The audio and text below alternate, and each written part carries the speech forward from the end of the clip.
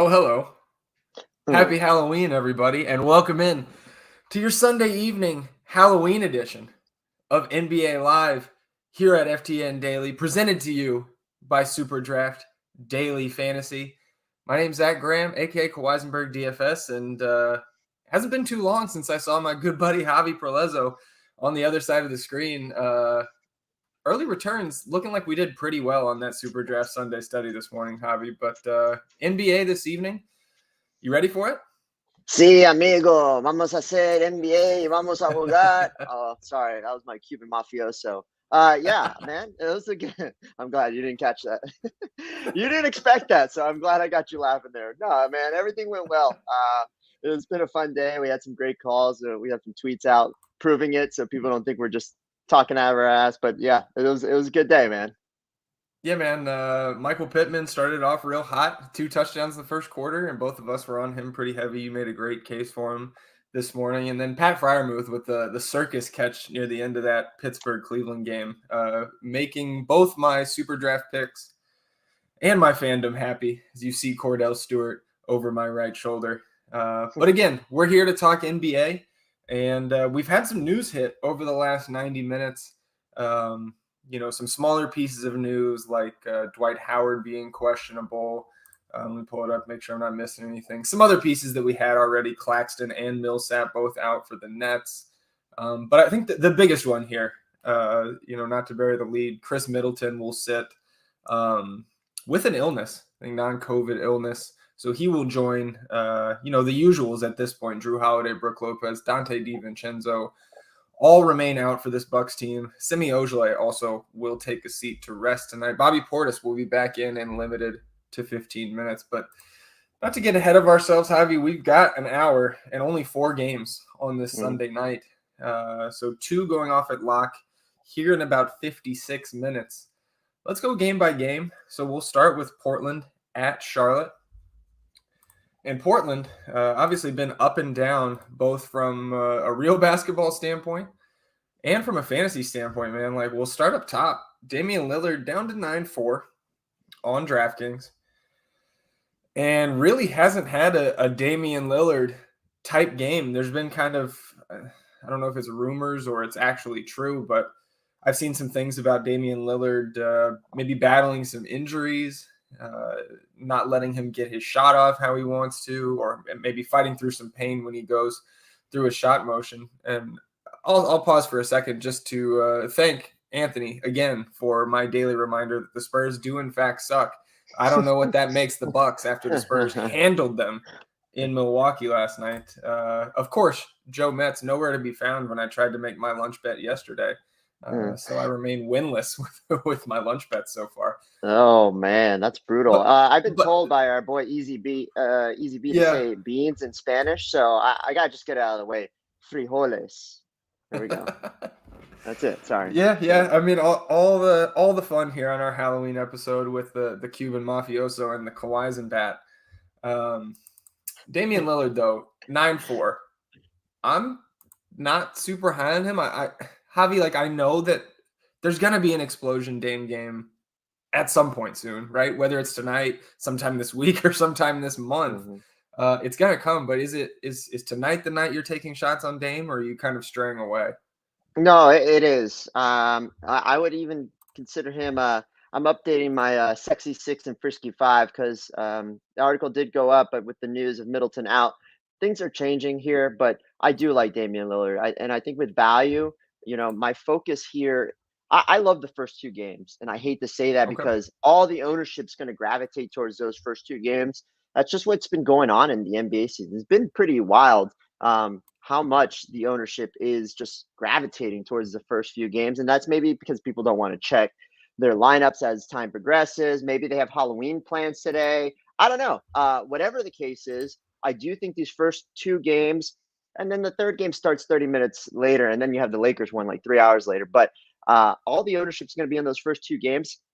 And that's the games that I want to focus on. I mean, I was already heavy on the Milwaukee and Utah game. We're just going to get some chalk value plays now. But still, that's still a game that I really, really want to focus on here, Zach, because I just think that that game could still stay close because of It's the second leg of a back-to-back for both teams from Milwaukee and Utah. Plus, it's Giannis. You can't really say it's going to be a blowout. Even though Middleton, Drew, Brook Lopez are out, we don't know how.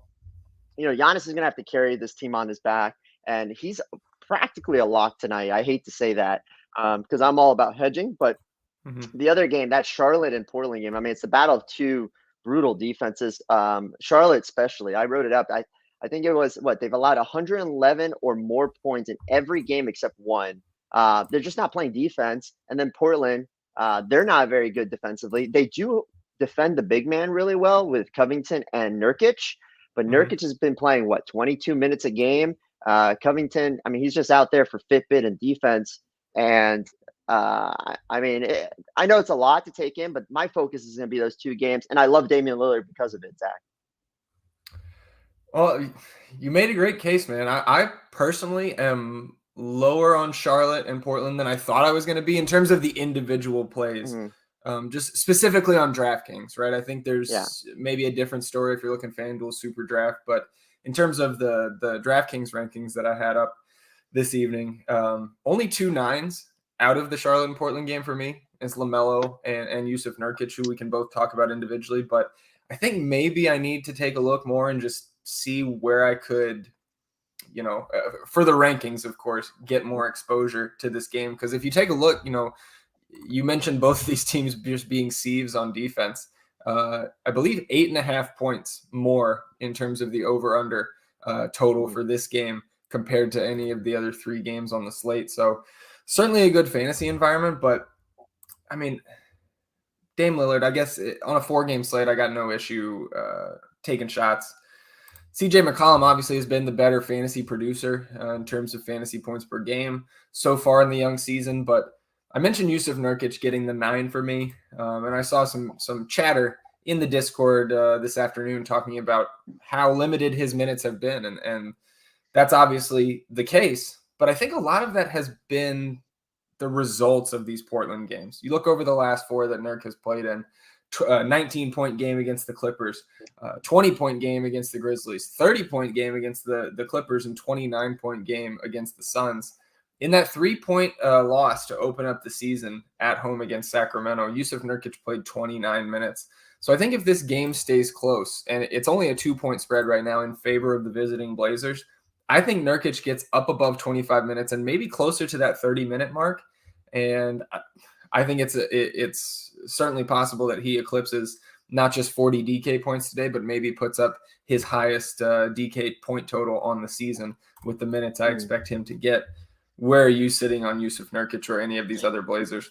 I think I'm going to just play Nurkic in my game stack. So I said I was going to do 3 lineups. It was going to be a game stack for the Charlotte and Portland. It was going to be a game stack for Milwaukee and Utah, and then like a balanced lineup. I've upped it to 5 because that's just what I do. And Nurkic, though, like he's a guy that stands out. Like the way you target Charlotte is basically across the board. They're just destroying them from the guard all the way to the center position. The thing is, Nurkic, I mean, except for opening night for them, hasn't really eclipsed 25 minutes. Like he's only been playing 23 to 25. I mean, literally 23 minutes in 3 straight games. That's all he's played. Granted, he's played in 4 blowouts in a row. So maybe that's the reason why he's not getting the minutes. But I don't know. I mean, they either blow out a team or they get blown out. I do expect this game to stay somewhat close if Charlotte can get it going. And I think it really just relies on LaMelo. If LaMelo gets going, this game stays close. If he struggles again like he has been, this game could get out of hand real fast. So it's all contingent on LaMelo, in my opinion. That's why I like a LaMelo, Dame, Nurkic like stack like that. And then going one of the Oubre or Hayward or Bridges. I mean, Bridges is so expensive, but he's been so good to start the year. And then with PJ Washington back, I mean, he really cuts into more Plumlee, if anything. But what are your thoughts on those ancillary pieces like Oubre, Hayward, Bridges? Because I'm torn on those guys. I pretty much exit out Plumlee and PJ though. Yeah, man. I mean, like I said a couple minutes ago, like this entire game, I don't feel like there's a ton of guys that are priced great, especially with a lot of the value we have in Milwaukee. I think there's some pieces on that Utah side that we'll get to, and then the 2 games later on. It's tough for me to get to this game with volume if I'm running multiple lineups. Like I'm with you on LaMelo. Like obviously the minutes with LaMelo have left a lot to be desired, and with Terry Rozier probable today and most likely going to be back in the lineup. Who knows where it goes with LaMelo in terms of his minutes tonight. I think it would be shocking if it fell below that 24-minute floor that we saw against Orlando 2 games back. I think he's probably going to get up into the 30-minute range, and at 7-8 on DK, we know the type of upside that LaMelo has, Rozier in or not. So I think on DraftKings, man, like LaMelo remains my favorite play there. I'm really interested to see. I'm still kind of watching Miles Bridges from afar in terms of recommending him slate to slate. I mean, the guy keeps shooting. 24 shots, 16 shots, 22 shots, 21 shots, 21 shots. Like, where is this coming from? I think maybe Terry Rozier could take some of that usage from Miles Bridges specifically. But again, he's at 7-4. Gordon Hayward 7-2. You asked about Kelly Oubre. I think with Rozier back, you probably get Oubre shifting to the bench.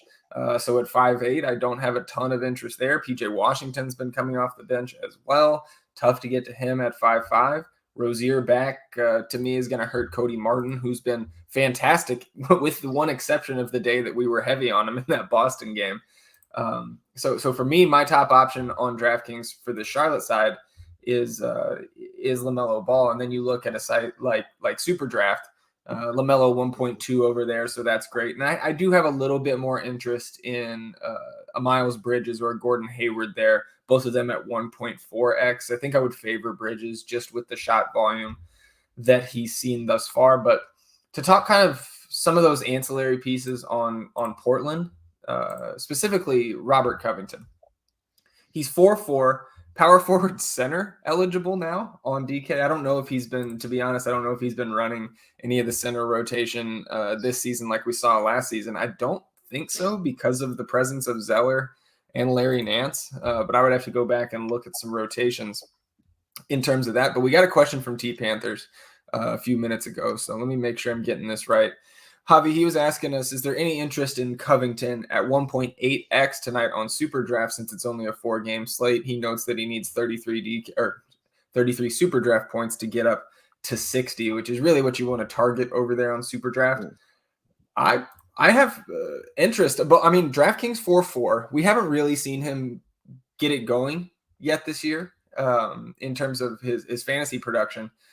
I think I would prefer him on SuperDraft with that 1.8x multiplier, but not a priority for me on either site. But I do think it would be irresponsible for us not to understand that his price on DK is dropping, and the minutes should be pretty strong for a guy like Bob Covington in this game.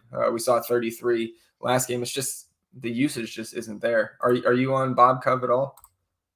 He's, like I said, he's just a defensive guy. That's what he's known for. Usage is down. He's like our primary Fitbit guy here. But he had a good game last game. I think for the people that are game log chasing, they'll play a little bit more on him. There was another note because you mentioned it before. They said they wanted us to kind of dive into Rozier and who he's going to affect, because I think he affects LaMelo quite a bit. He could affect Miles Bridges, as you said. Do you want to dive into that? Yeah, man. I think that it's probably Miles Bridges that takes a hit for me in terms of that starting 5, assuming Scary Terry is going to get back out there, right, in the starting 5. I'm not too nervous about LaMelo. Like, the minutes for LaMelo are still a bigger worry for me than any usage that he would lose with Rozier back in the lineup. And I haven't seen a ton, Javi, on like a minutes expectation, because Rozier's been out, I believe, 4 straight games and missed the opener as well. Only appeared in that one against Cleveland. So, it could be that he comes back. We've seen a guy like Bobby Portis, who's already played a game coming off that hamstring, still limited to 15 minutes tonight in Milwaukee. Like, would it be crazy if Terry Rozier's limited to 20 minutes or less? I don't think so. So to me, it's a little bit of hesitation with Bridges. Certainly Gordon Hayward. Again, with LaMelo, I'm more worried about the minutes and if he can actually make a shot 5 for Yeah. 28 over his last 2 games. So I'm not super worried about it. Again, I just don't have that much interest in Charlotte as a whole. Yep. Yeah. No, I think I like it a little bit more, but Yeah, for sure. I just think these two games could be the close ones. Like I can see Brooklyn blowing out Detroit, and I can see LA Mhm. blowing out Houston. That's my two problem. But you can't predict blowouts, really. You know. Yeah, for sure. I mean, but I think it would be silly to not factor that into your process. Like you look at a team Of like the course. Lakers and who's coming in from Houston tonight. Mm. It would be some trouble in LA if they dropped this one, I think. Last guy that I wanted to touch on here, Norman Powell was out for a few games. Came back last time, 24 minutes in the blowout win over the Clippers. This is a guy that can put up a lot of shots, and he's a guy who can suck some usage away from a Dame Lillard or a CJ McCollum. Only 5K for Norm Powell on DraftKings and only small forward eligible. Do you have any interest there? My interest is kind of tepid at best. Man, our boy Seth is just roasting the Spurs today. He always does, but no, I just with Dame Lillard there, McCollum, Nurkic. I mean, yeah, Powell's still going to get his a little bit, but I'm just not on it. There's just other cheaper pieces that I like more than that. Um, so I'm not really landing on Norm Powell. So like in my game stack, it's really just focusing on Dame or CJ, not really both, Mm-hmm. with Nurkic, and then going LaMelo with like Bridges or Hayward. I'm doing it full speed ahead. I mean, it's been very successful this year. A lot of the takedowns have been from those. Plus, we don't know. Like there could be 3 blowouts in the night slate and nobody gets there. So the game stack in the first game could work out. So we'll have to wait and see. I'm still thinking about it. You're talking me into liking this game a little less because I have 2 game stacks for it. So we'll see. But I think we can move on to the second game. We kind of dove into this one. Yeah, and I think maybe more to talk about in this game, Utah at Milwaukee. Milwaukee on the second half of a back-to-back. And as we mentioned at the top, Javi, Chris Middleton ruled out alongside Drew Holiday, Brooke Lopez, and Semi Ojeleye, who will rest as part of his return to play protocol. Dante DiVincenzo obviously still not cleared for this Bucks team. So that's going to open up a ton of value, at least on paper, right? You've got Giannis up at 11K flat on DraftKings, and then the next highest priced player that will be active for the Bucks tonight is Joe Metz's favorite Buck, Grayson Allen at 4-7. Oh, I thought you meant Then you, Bledsoe. I was like, Bledsoe's on the slate. well, he's his favorite ex Milwaukee Buck player. Yeah. But then we've got another guy who I think it was the only other 10. I have Giannis at a 10 on DK, Giannis at a 10 on SuperDraft, and Jordan Nwora, the only other guy that made it to a 10 for me on DraftKings, 4.5K. I saw some discussion in the Discord after that news broke about how Jordan Nwora is going to be highly owned. He will be, and that people might want to pivot elsewhere. You know, obviously with Grayson Allen, Pat Connaughton right there next to him. And then some talk about Joe Ingles on the other side. But man, Jordan Nwora, like, I don't think we're the only people across the DFS industry having that conversation. And the fact that Jordan Nwora has not shot the ball well, has not had an explosive game for his, mid 4K price tag, as it's been fluctuating in that range throughout the young season. I can't get away from Jordan Nwora, man. Like, I think we're going to get opportunity more like the first 2 games of the season, where Jordan Nwora saw 26 minutes in both of those, 13 and 12 shots. I would be shocked if he didn't get up to double-digit shot attempts here. And I just think that if he's going to be like less than, I guess I'll just say this. If I was running 20 lineups, I would lock Jordan Nwora into all 20 tonight. I just, the opportunity, the usage is too much for me to pass up at that 4 or 5 price tag. So how are you attacking? I think we're probably both on the same wavelength with Giannis, right? The usage could be up maybe above 40 in this spot, and as long as the game stays close, he should smash. But how are you attacking the rest of this Bucks team? Are you with me on Nwora, or are you kind of a little hesitant? No, I'm on it too. Like in my 5 lineups, I think I have him in 4 or 5, and I have Giannis in 4 or 5. Shit happens, so I don't want to go all in, but Sure. those are the 2 guys that I feel most confident about, just because the ceiling is through the roof for both of them. Even for Nora, I mean, he's a high ceiling guy. Like if he can get going, it could definitely work out. So Yeah, absolutely. And I think, I guess what I need to really nail down is how many bucks are too many bucks, because it's a tough matchup. Like with all these guys out for Milwaukee and Utah coming to town, obviously Mike Conley coming back off his rest day. Utah's one of the best teams in the league, even when they're on the road and away from their home court, advantage with the elevation, etc. Grayson Allen, Pat Connaughton right there in the mid fours. I'm fine with either of them. I think I probably prefer Pat Connaughton with, Brook Lopez out, Chris Middleton out, and Bobby Portis limited to 15 minutes. I think the rebounding upside for Pat Connaughton is what gives him the nod for me over Grayson Allen. We saw the 10 rebounds against the Spurs last night. If he can put it together, shooting from the field, there's a double-double threat in there. But again, I would have him behind Nwora. So I think those mid-fours, I would rank them Jordan Nwora, Pat Connaughton, then Grayson Allen on DraftKings. And on SuperDraft, man, like you got Nwora at 1.75x. I like that play a lot.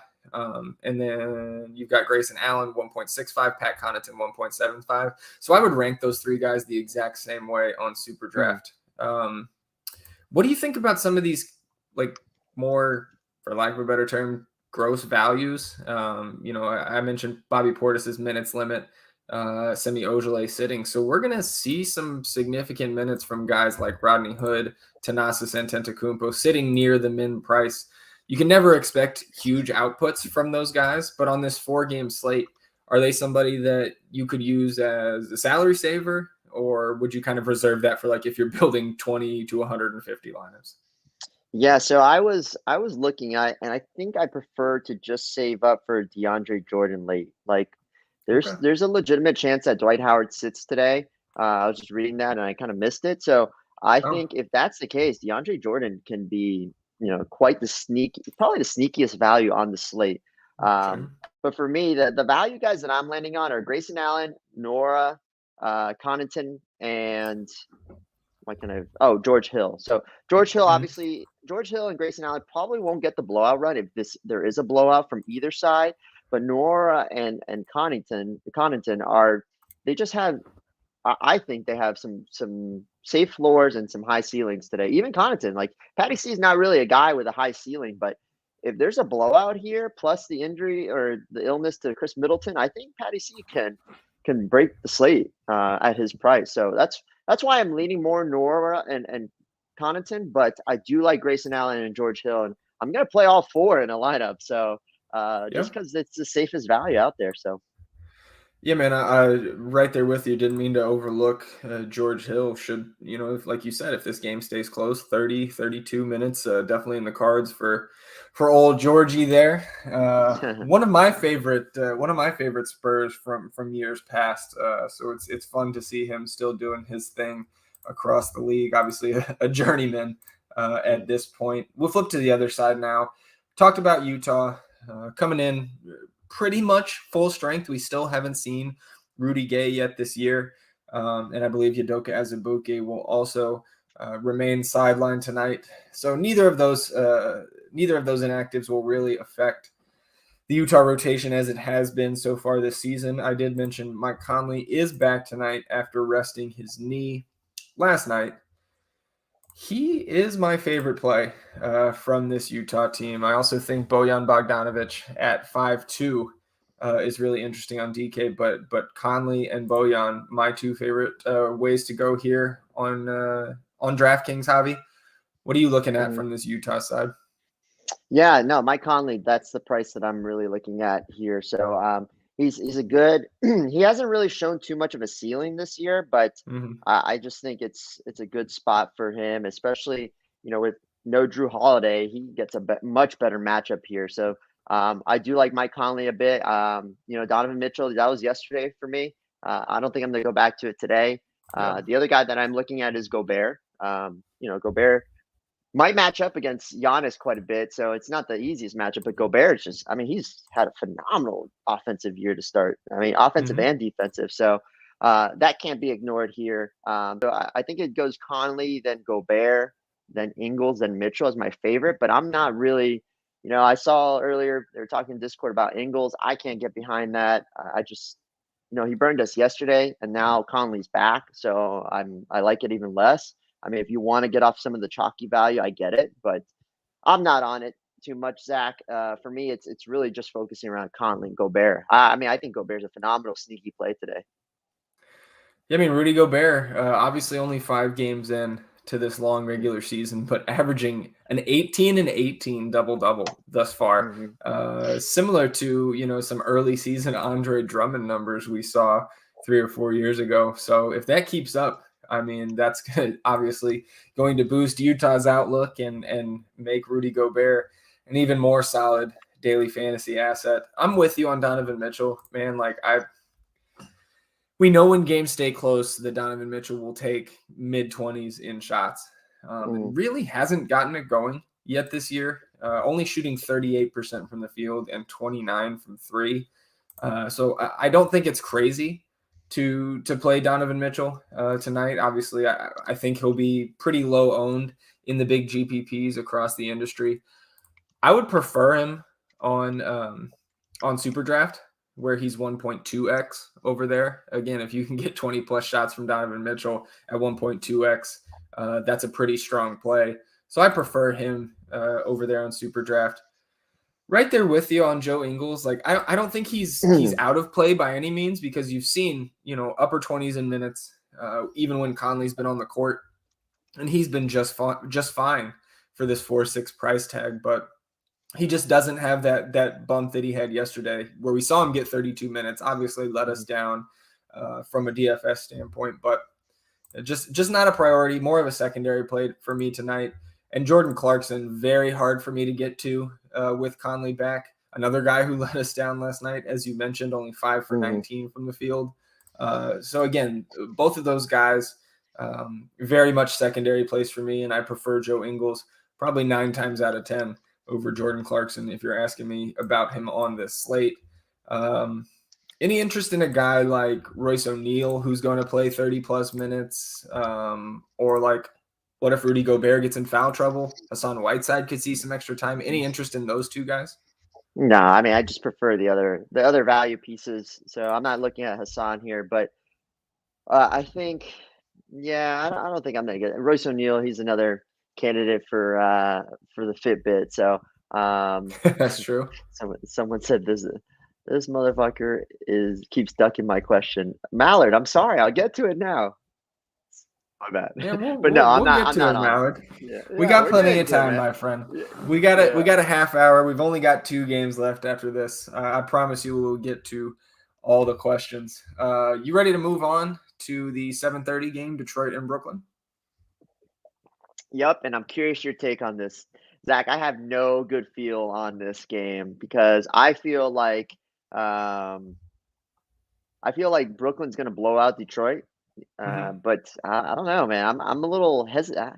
I have a weird feeling about this game. So I'm curious your take on this, because as of right now, I'm severely underweight on this game, and it's a 4-game slate, so it worries me a little bit.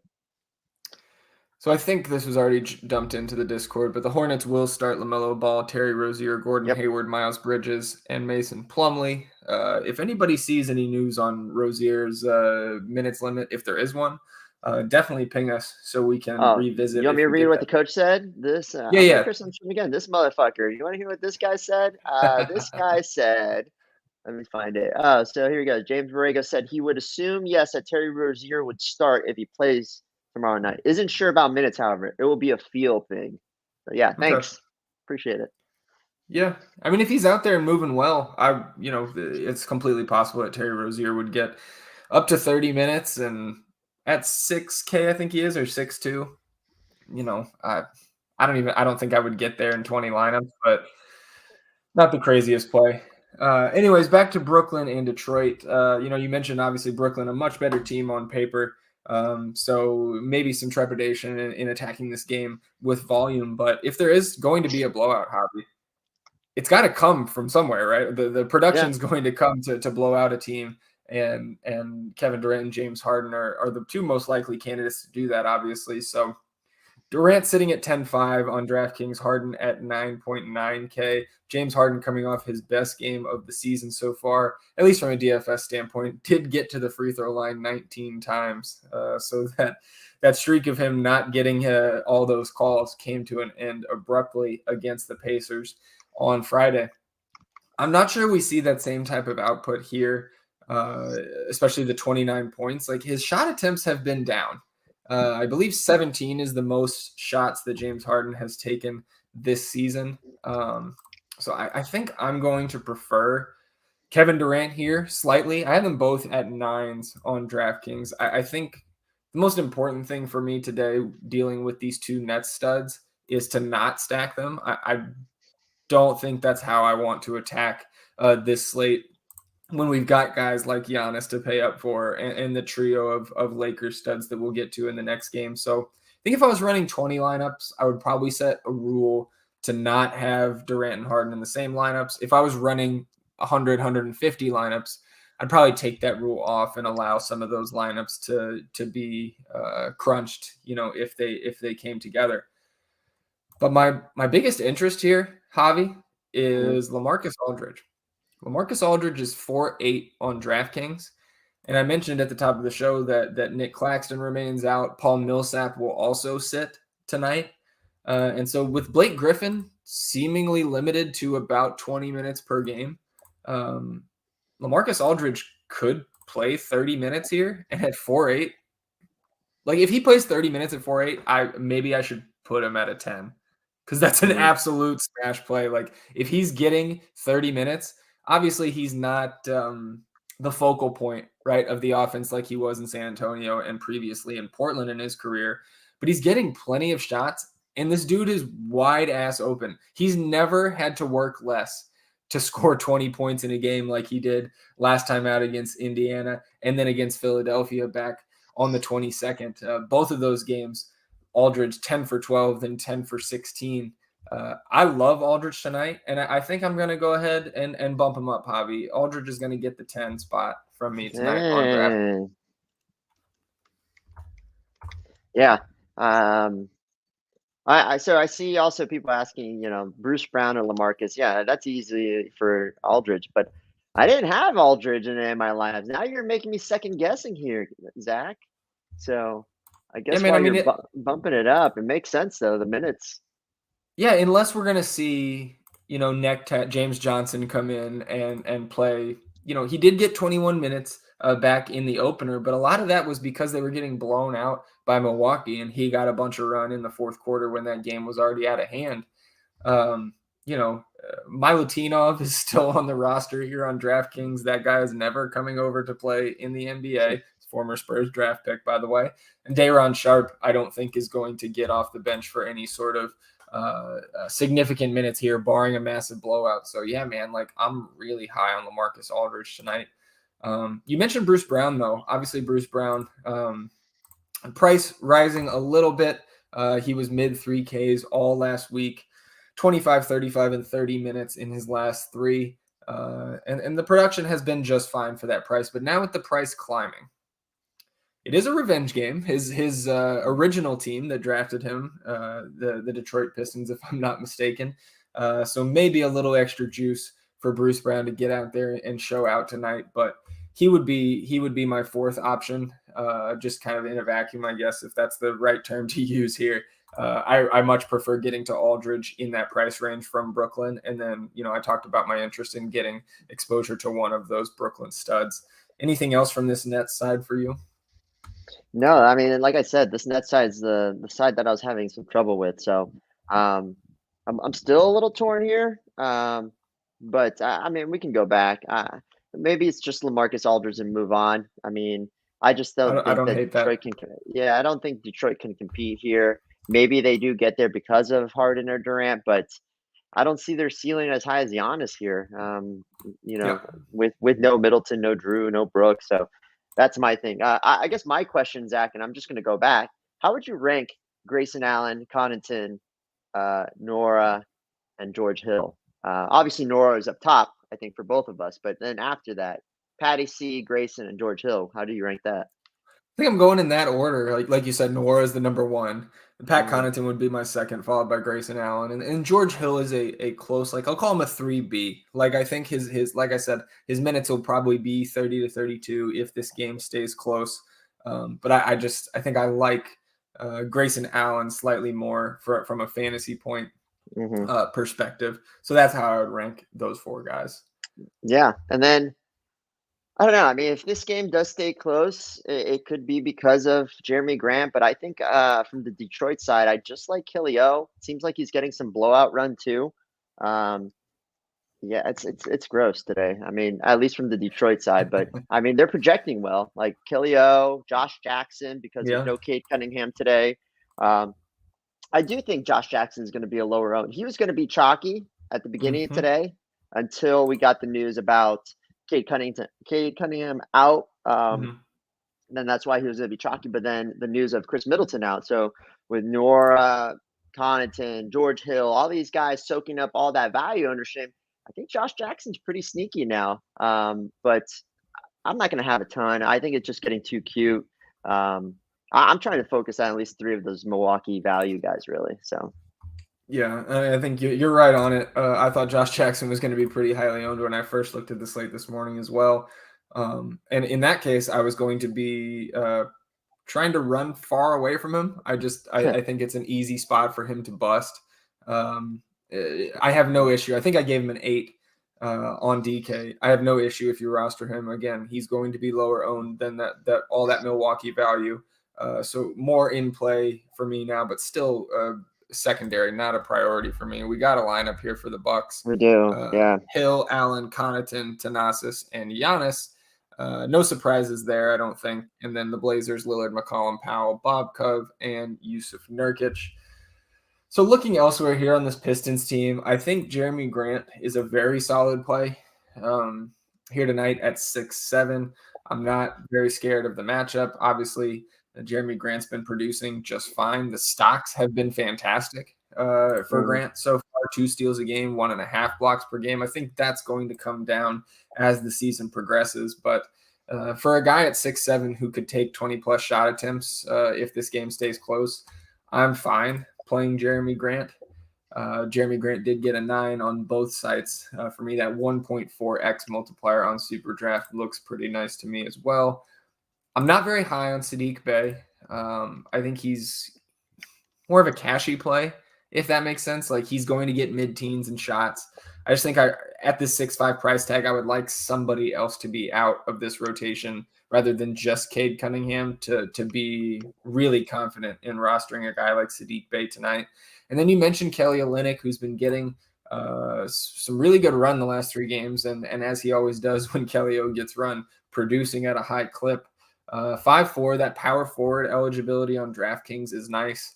I think he's just fine to run out there, and I would prefer him over a guy like Isaiah Stewart, who I'm a big fan of. Isaiah Stewart, normally from both a fantasy and a real life standpoint, but I think Kelly O fits this matchup better than Beef Stew, and I wouldn't be surprised to see Beef Stew hover back in that low 20s range as he has been for the last 2 games. So prefer Olynyk there. We talked about Josh Jackson. I think you can run Killian Hayes if you want to. Just a secondary play for me, though, at 4-3. We've seen 2 decent outputs from him against Philly and Atlanta. The other 3 games have been absolute shit. It's just single-digit outputs from Killian Hayes. So he's very much a boomer bust value play. Even with Cade Cunningham out, tougher for me to get to a guy like Corey Joseph tonight. I think I'd rather spend 600 and play Killian Hayes getting the start. Trey Lyles, not the craziest punt, but again, not a priority for me. Lyles been getting mid to high teens in minutes, and when he does get the run, pretty much everywhere but his stop in San Antonio, he has produced from a fantasy perspective.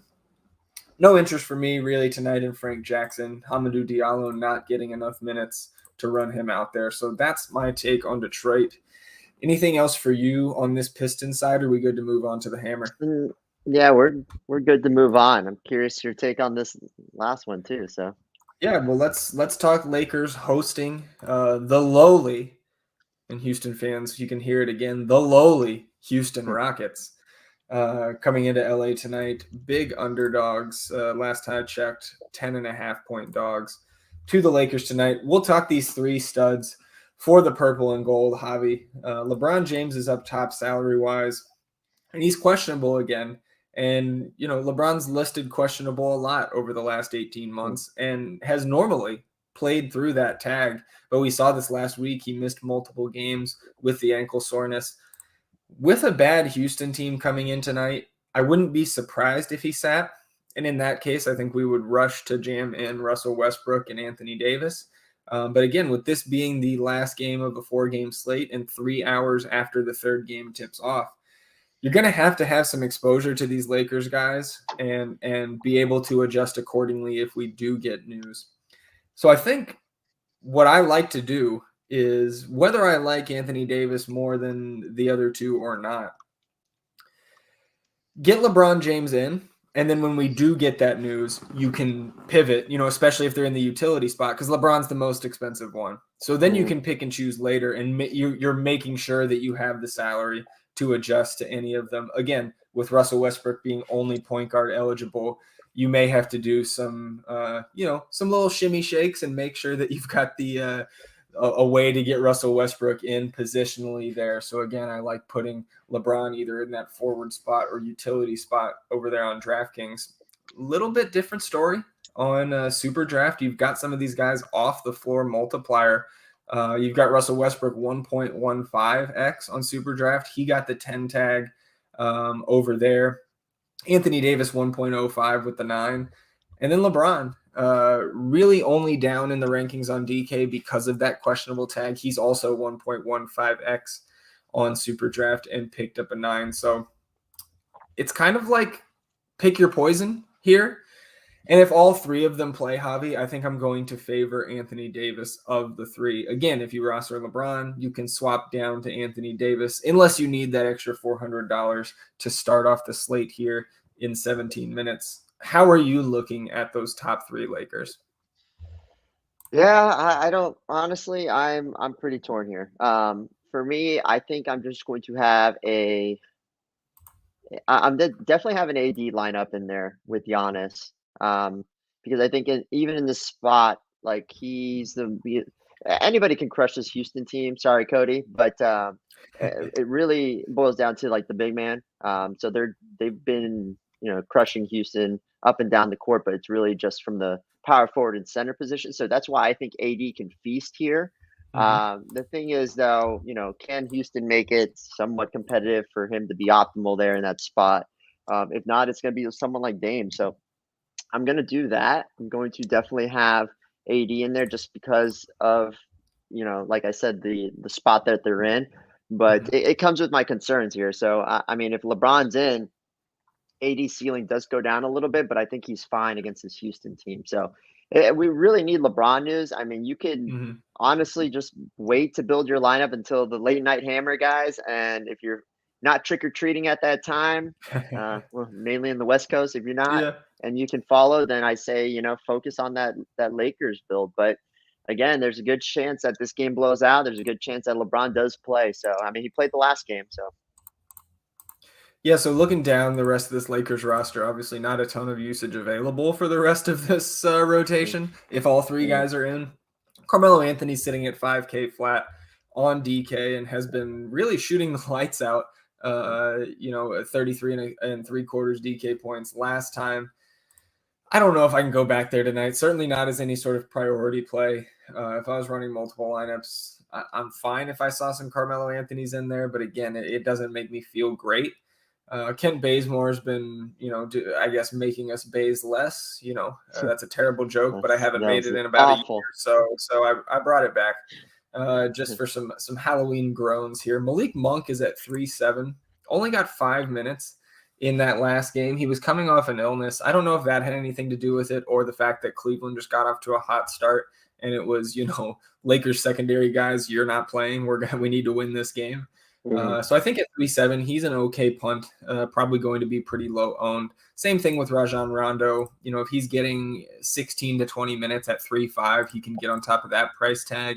And then you mentioned having a lot of interest in DeAndre Jordan as a punt at 3-2 because we've got Dwight Howard added to the injury report this afternoon with neck stiffness. So, the midday downgrade, never something you like to see. And maybe opening up some more minutes for DeAndre Jordan. Is that how you're looking to attack the front court here? Yeah, I mean, I think even so, I was saying this in Discord too, that if DeAndre Jordan, let's say Dwight Howard isn't, DeAndre Jordan should be safe for about 15 to 25 DK points. Like he's going to get his a little under 20 minutes. He's still going to play some here.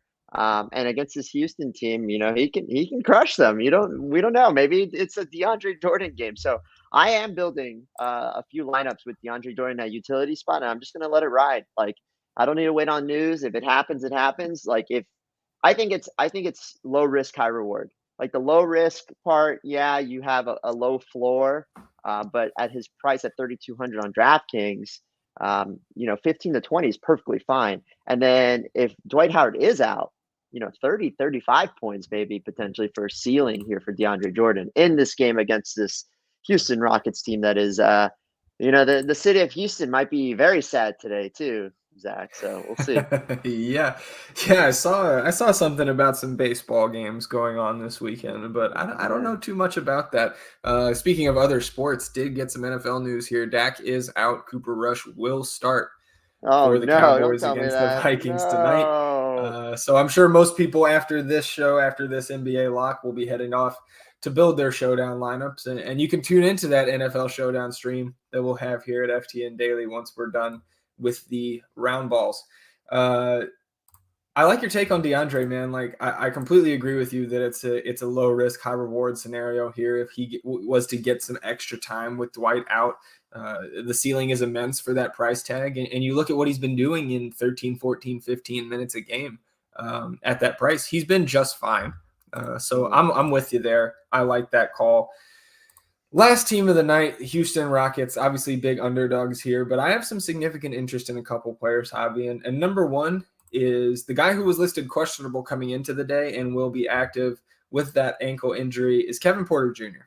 He's sitting at 6K flat, which is by far his lowest price of the season. He opened up less than 2 weeks ago when the season started at 7.8K on DraftKings and has really only had one what I would call acceptable game at his price tag thus far. 18 and 10 double-double with some extra peripherals in the blowout of Oklahoma City in their second game.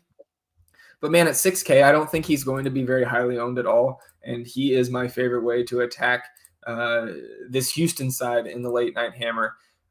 I just think the upside is immense here for a 6K price. Like Kevin Porter Jr., I don't think, that 50 real point game is in the cards tonight like we saw last year and the other couple times he threatened with massive games just because of the overall health of the Houston roster. But again, like I said, I love the upside here at 6K. That combined with what I think is going to be pretty low ownership makes him my favorite play. What's your priorities, if any, from the Rockets team? Yeah, it's going to be Kevin Porter. I mean, I think the ceiling is high even in this, and we've seen like the center position has been the position, which is surprising because AD does play center and he's great defensively, but that's what's been crushing the Lakers here. So potentially, if this game stays close, I think it's because it's Christian Wood, not really Kevin Porter. I think it could be Christian Wood and Kevin Porter, but I don't want to pay that much for Christian Wood on the slate where Giannis, AD, Dame are just spend ups that I prefer here. So for me, it's just Kevin Porter, and I think he's fine. He's a fine play as a one-off here. If this is the only piece that you have from this game, and just hope that he does well. The Lakers have paced up, which is expected with Russell Westbrook coming to the team. So I think he's totally fine, just because of price mainly. Yeah, and then other than that, I mean, maybe some Jalen Green, if like a last guy in, but he's not a guy that I'm really prioritizing. It's really just Kevin Porter, if anything. So, yeah, I'm with you on Christian Wood. I guess I'd say this: I'm more on Christian Wood on SuperDraft, where he's sitting at 1.25x. Got a 9 for me on SuperDraft over there. I just think the 8-1 price tag on DK, he's not a priority for me today. I just think there's other places I would rather spend that type of salary on this slate. Jalen Green, just fine to me. I would have him behind Kevin Porter Jr., but not that much farther behind. Like this is a guy who's shooting, 15 plus times a game, and at 5'6", especially in this game where we've seen Jalen Green get some blowout run, and then we've also seen the Rockets get blown out or blow Oklahoma City out by so much that they put in guys like Usman Garuba, Josh Christopher, Armani Brooks, players like that. I'm fine if you want to roster Jalen Green. He got an 8 for me today. I have a guy for you actually too. What about Oh your yeah, I was boy? getting there. Oh You yeah, said, what is it, Sengun, or how do you say his name? Alperen Sorry, Şengün. All right, rookie center. Sengun. There we go. There we go. I know. Yeah, I wrote him up too. I like him. Oh, did you? Nice. I love it. I love it. The thing with me, man, is like even if Dwight's out, we know that this Lakers front court is one of the larger rotations in the league. Obviously, starting Anthony Davis and DeAndre Jordan. I just think as this game goes, Alperen Şengün's services could be required more than a normal Houston game, especially if a Christian Wood or a Daniel Tice or both get in foul trouble trying to contain DeAndre Jordan, Anthony Davis, LeBron, and Russell Westbrook crashing to the rim, every other possession. I think there could be some extra minutes for Şengün that way. And then also if this game blows out, we know Şengün's going to get extra runs. So at the 4-2 price tag, we know this guy only needs 18 to 20 minutes to really put up a number you're happy with at that price. So he got an 8 for me. I'm not going crazy with my Şengün exposure, but an easy way for me to get some high upside value into my lineups is maybe like Nwora double center with Aldridge and Şengün. I don't hate that to start a build. So I don't know if anybody wants to take that and run with it. I would be interested to see how that turns out tonight. Jae'Sean Tate, the last guy I wanted to mention here, Javi. I know. But we know what he can do when he gets the time, right? And I think if the game remains close through 3 quarters, we're going to see upper 20s, maybe eclipsing the 30-minute mark. And at 4-7, Jae'Sean Tate's a guy who does a little bit of everything for this Rockets team. So I do like him as a value as well, small and power forward eligible. Anything else from this Rockets team for you, or are we just going to go into the questions? I know some of them are stacking up here. Yeah, let's get to the questions. I was also just looking at any news as well. So, all right, I know I saw a lot of Şengün. Hopefully everybody got their Şengün fill just then. Whammy asking, I think, Javi, you answered a couple of these, but we'll just go back over them on stream. Porter Jr. or Conley. That's very close for me. I think it's really going to depend on the construction of the rest of my lineup. If I'm feeling really chalky, I think I'm going to go Porter Jr. because I do think Conley at that sub 6K price tag will probably pick up a decent amount of ownership. So if the rest of my lineup, I'm taking shots, right? If I have somebody in there that's not going to carry a ton of ownership, I'll go Conley. I have no issue with either. Where did you come down on that 1v1? Yeah, so I said Conley was probably the safer floor, and then the higher ceilings KPJ. So I think in a smaller tournament, you go Conley for the safe floor, and then in a bigger tournament, it's KPJ. Just because, this game could get out of hand real fast. So that's my concern. But again, the pace up by the Lakers, their defense is not doing well. They're one of the worst teams in defensive efficiency, and it's expected with Westbrook there. But that's where I'm leaning really. 2v2 here from my guy Steelers fan. A good day for him and a good day for me and Steeler Nation, Javi. DeAndre Jordan and CJ McCollum or LaMarcus Aldridge and KPJ. That is closer than I thought it was going to be when I read that DeAndre Jordan to start it. But I think I'm siding with the second one, Aldridge and Porter Jr. Yeah, that's where I lean to. Yeah, I think both are viable, though. So if you have the ability, why not run 2 lineups and just do that 2 for 2? Yeah, why not both? Yeah. T-Panthers SuperDraft question. Do we think it's a mistake to play both Dame and CJ? Dame at 1.1x, CJ at 1.3 in a SuperDraft GPP on a 4-game slate? It's not something that I would do in one lineup, T-Panthers, but I don't think it's crazy. Again, SuperDraft is a site where it's much easier to stack that game with the high total and the close spread, like Javi was talking about, early in the show. So not crazy, but if I'm only running one, that's not something that I would personally get to. Yeah. Let's see. A lot of wood. Joe Harris or Josh Jackson for you, Javi? Josh Jackson. Yeah, I have no interest in Joe Harris. Yeah, I think it's a little bit closer for me. I'd Mm. still prefer Josh Jackson. But Joe Harris, Yeah, I mean, go go ahead. ahead. Sorry. No. I would Finish say your Joe thought. Harris, man, like if he's going to play 30 plus minutes I mean, he's down to 4-4. So, I mean, if this guy comes out and hits 6 or 7 threes, you're going to like the production you get out of Joe Harris tonight. So, somebody we Mm. really didn't talk about earlier, I had Joe Harris at I believe an 8. Yeah, Joe Harris Mm. got an 8 for me on DraftKings, only a 7 over there on SuperDraft. But yeah, Josh Jackson for me. Let's see what else we've got here. Hayward and Şengün or Bridges and George Hill. Um, I'm gonna go Bridges and Hill, but it's close. I will as well. I'm just going to take the, hope that usage sticks with Miles Bridges, putting up the 20 shots a game. And George Hill, obviously, the minutes should be safe unless that game gets completely out of hand. So I will side with Bridges and Hill as well. Hayward and Şengün or Bojan and KPJ. Mm. That's the second one for me. Yeah, second one for sure.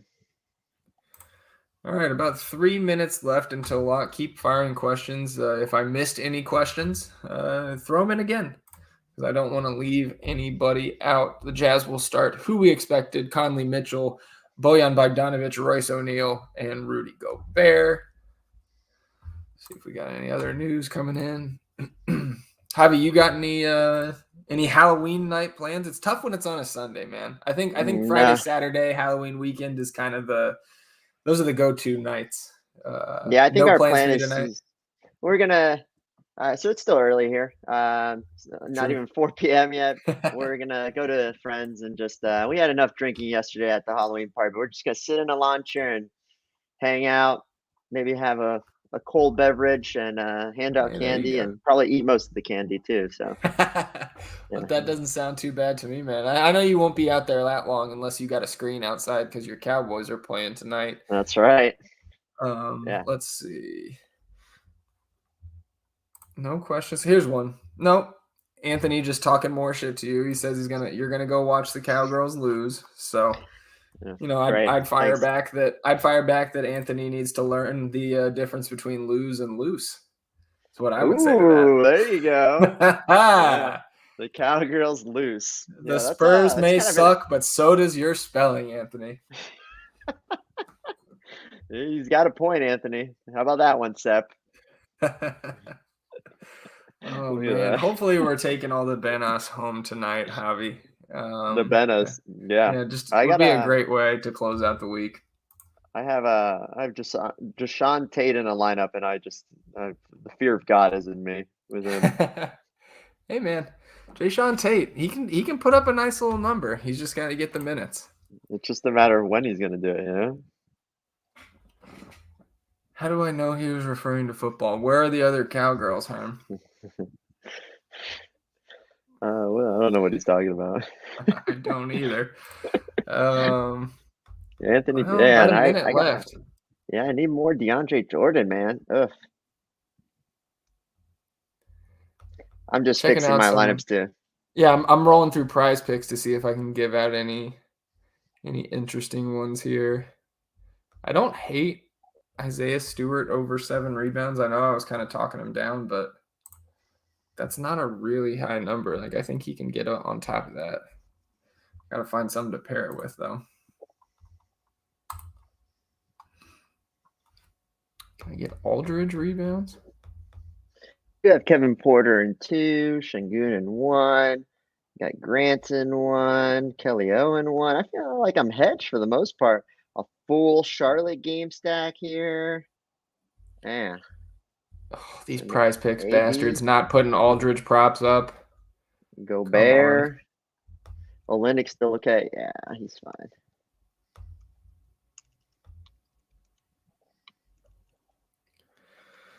Well, I think we can get out of here. That is lock. You want to check out some ownership before we dip out? Yeah, let's check it out. We'll play a guessing game. I'll pull it up now so you can guess here. All right, I won't look. Let's see. Hold on, it's still loading. So we had Portland, Charlotte, and Utah, Milwaukee. Yep. Let's do I'm the gonna go ahead and 100K to first. I'm going to go ahead and say Jordan Nwora, number 1. No. Wow. Really? Yeah, not even second. Wow. Okay. Did Giannis get up that high? Yeah, Giannis got to 57%. Holy cow. Yeah. That's a Giannis lot. is number. That is a lot of Giannis. Giannis first. Can you guess second? Let's see. So it's not Nwora. I still think it's going to be one of those Bucks value guys. Oh, shit. I ended up with Donovan Mitchell in the lineup. Oh, that's not ideal. All right. Well, go Donovan. Yeah, it's not the worst play in the world. Yeah. Give me Pat Connaughton, number 2. Yeah, 43%. Wow. A lot of Pat C. So is Jordan Nwora third then? Yep, 34%. Dude, are you drinking a... Hold on. What? Look at this. My Waterloo? Are we drinking the same kind? Is it? Oh, yeah, look at that. Is that strawberry? I got the grapefruit. Cheers, Costco? Javi. Cheers, man. Look at that. People think we're boozing. We're drinking here sparkling The water. The Waterloo, the official drink of NBA Live at FTN Daily. Yeah. Listen to us. Yeah. And then can you guess who? Oh, yeah. You'll be surprised at the next owned person. So number 4, I'm gonna say, since you said that, it's not a Milwaukee player. No, it is. Oh, it is. Okay. Well, then it's gonna be Grayson Allen, probably. No, it's George Hill by 1%. George Hill. Okay. Right. Is he over Grayson Allen by 1%? Yeah. So top 5 owned in these 2 games are Bucks. Conley 11%. I like that. I like that a lot. Yeah, not hard to CJ get over that McCollum, number. 32% for CJ McCollum. I missed that. Oops. Yeah, that's too much. Wow. That's too much in my opinion. Dame Lillard 20%. Come on, boys. I said it. Dame I think I'd rather have Dame at that point. Yeah, I'd rather have time. Dame. But we'll see, man. I mean, obviously I think that's going to be a really fun game to watch. Might have to fire up the dual screens here to have some NBA and some NFL on my screens. Shoot, man. I mean, a little back-to-back on a Sunday for us. Hopefully, if NBA turns out half as good as our NFL calls did today, I think we're going to be seeing some green beans in chat later. So some green beans. Well, everybody, we appreciate you tuning in. Be safe if you're going out tonight, whether it's with the kids or with your friends and family. Have a happy Halloween. I'll be back tomorrow. I don't know about you, Javi, but I'm sure we'll see each other this week. For Zach, Javi, for our producer extraordinaire, Thomas behind the glass, we appreciate you all being with us. Good luck in NBA tonight and with your NFL showdown lineups. We'll see you tomorrow. Goodbye. Hasta luego, amigos.